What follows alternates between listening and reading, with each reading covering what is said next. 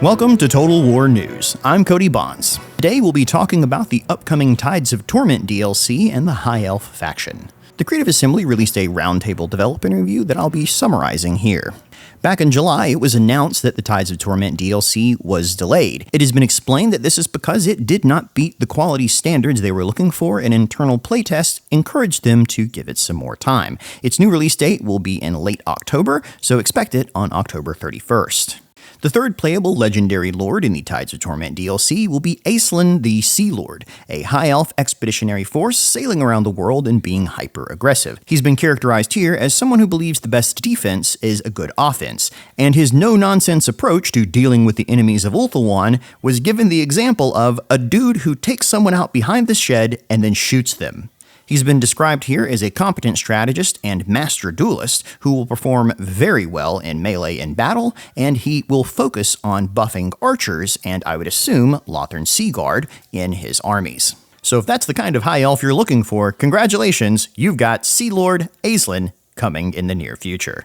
He will also be accompanied by a rework to the High Elves, and I heard many of you groan when I said that, but their reasoning is that High Elves are one of the most played races, and because of that, they want to give the majority of players the best experience possible. And this will include buffing Teclis to be one of the greatest mages in Warhammer. It was hinted that Tyrion and Teclis, the starting High Elf lords, should get their own unique mechanics as well in this next patch, with references to a Tower of Hoeth mechanic and the ability to confederate and unite the tribes of Ulthuan under your banner, similar to how the dwarfs work. The Lothern Skycutter was announced as a new unit for the High Elves. It's a flying chariot pulled by eagles, and it will come in two variants, one with archers and the second with bolt throwers.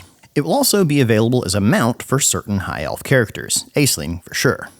Generally, the new High Elf Lords units will be nautical themed, bringing in the new Oceanids unit and their big brothers, the Sea Elementals. For the Sea Elemental, it was specifically said to be anti-infantry and difficult to bring down on the battlefield without magical attacks. Their lesser brothers, the Oceanids, can be summoned by the new Mist Mage, which is a High Elf magic user who will manipulate the winds of magic as a support caster, buffing your nearby archer units and providing stealth bonuses. One of the larger changes is a promise that Aislinn's High Elf ships will be able to attack settlements, not creating a character and then going to a land map, but actually having amphibious assaults to a certain degree, with his capital ship acting more like an aircraft carrier to launch attacks from onto enemy shores.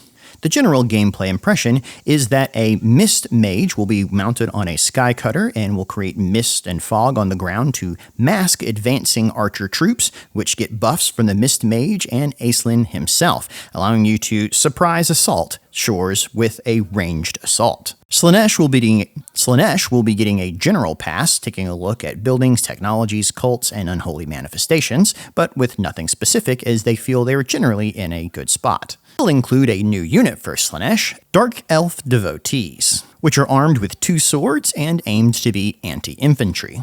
They'll also include a crossbow variant.